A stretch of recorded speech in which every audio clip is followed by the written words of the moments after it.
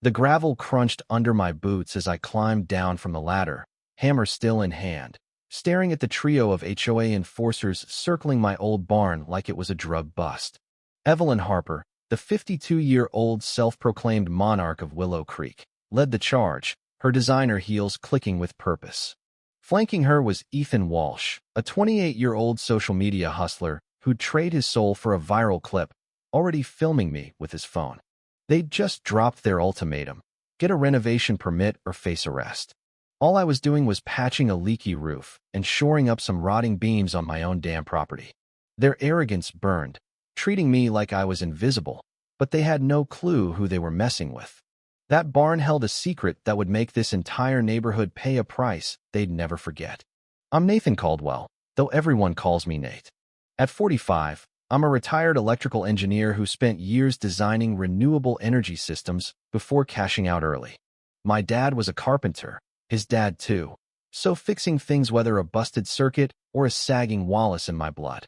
I don't start fights, but I've got no patience for bullies, especially ones hiding behind HOA covenants.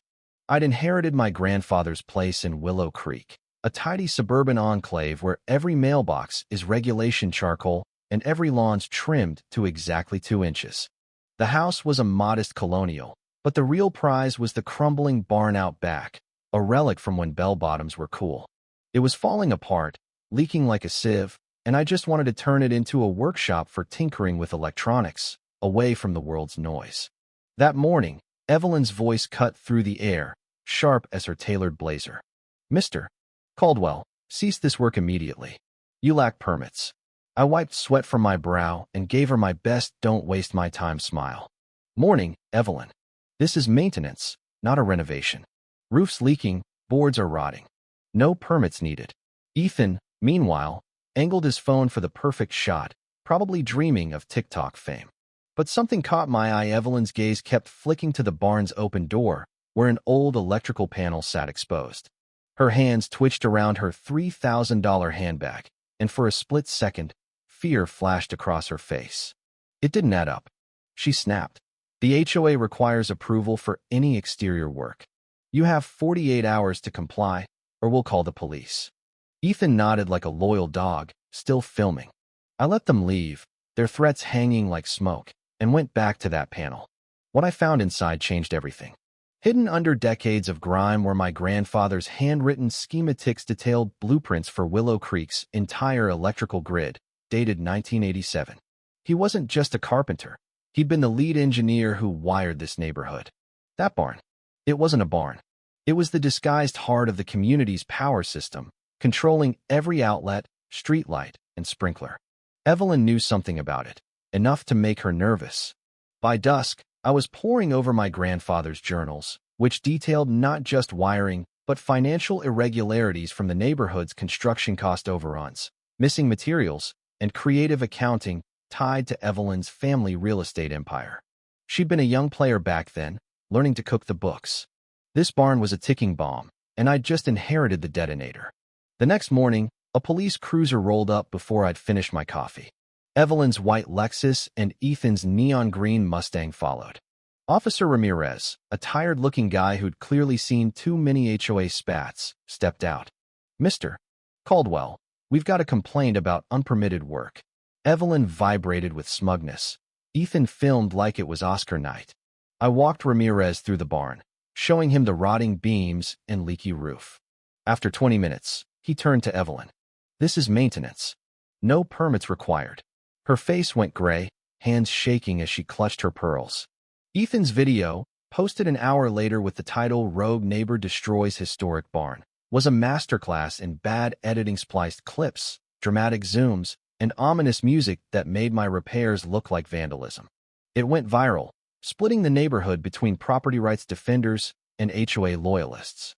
That night, I dug deeper into my grandfather's journals. They weren't just technical notes, they were a ledger of corruption. Fake invoices, phantom projects, and funds siphoned into Evelyn's family accounts. The barn was the key, and Evelyn's panic made sense. She knew its importance. By morning, she was at my door, her usual poise gone, makeup barely hiding the bags under her eyes. "Have you found anything interesting in that barn?" she asked, voice thin. Old buildings sometimes hold historical artifacts. It was a desperate fishing trip. I smiled, said I'd let her know, and watched her scurry off. Under the barn's floorboards, I found a web of advanced electrical conduits proof it was a control center. Meanwhile, Evelyn lawyered up, sending a letter from a high-priced firm threatening lawsuits over covenant violations.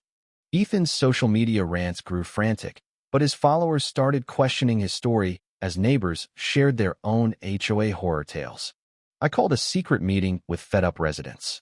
Lisa Torres, a nurse fined for her non-compliant garden, and Frank Miller, a retiree forced to repaint his house twice, joined me.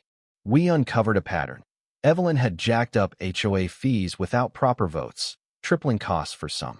My grandfather's journals confirmed she'd been pulling similar stunts since 1987. At the next HOA meeting, I brought the evidence fee data and journal excerpts.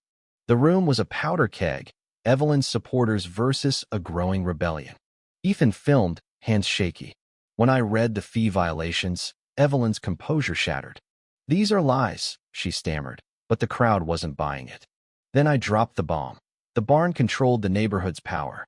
I spread out my grandfather's schematics, showing how every house depended on my property. The room went silent. That weekend, I installed a digital control system in the barn, tying it to my phone. Evelyn was unraveling pacing her yard at dawn, a PI tailing me in a cliché black sedan. Ethan's Save Willow Creek GoFundMe flopped, his followers dwindling. Lisa tipped me off about Evelyn buying houses through shell companies, stacking the HOA board. But every new property relied on my barn's grid. At an emergency HOA meeting, Evelyn planned to expel me, her bought-in paid-for voters ready. The community center buzzed with tension, Ethan streaming to his shrinking audience. At 8:15 p.m., as Evelyn called the vote, I tapped my phone. The lights flickered, then died. Emergency lights glowed red, and chaos erupted. After 15 minutes, I restored power and stood. "Let's talk utility rates," I said. "5 times the current rate seems fair." The room froze. Evelyn looked like she'd seen a ghost. The fallout was seismic. By morning, neighbors were screaming, threatening lawsuits, or offering bribes. Evelyn's restraining order was toothless me property, my rules. Her empire crumbled as I dug into the barn's data logs, revealing she and Ethan had been running crypto mining rigs, stealing community power. At the final HOA meeting, I laid it all bare: 20 years of embezzlement, fake contracts, and now fraud. Evelyn's $400,000 theft funded her lavish life. Her lawyers couldn't save her. Federal charges piled up: wire fraud, tax evasion. She lost everything: house, cars, even her wardrobe's old, to repay the community. Ethan's accounts were suspended, his influencer dreams dead. He slunk back to his parents, working retail, but started volunteering, slowly finding a real self. I became HOA president, turning the barn into a renewable energy hub. Solar panels, battery storage, and a community garden replaced Evelyn's reign. Bills dropped 80%, and Willow Creek became a national model for sustainable suburbs. Neighbors, once divided, now shared tools, barbecues, and trust. Months later, a message from another HOA-plagued community arrived. I smiled, thinking of my grandfather's lesson: real power lights the way, not oppresses. As I typed my reply, I knew this fight was just the start. Drop your thoughts below. Where are you reading this? Let's talk about taking back control.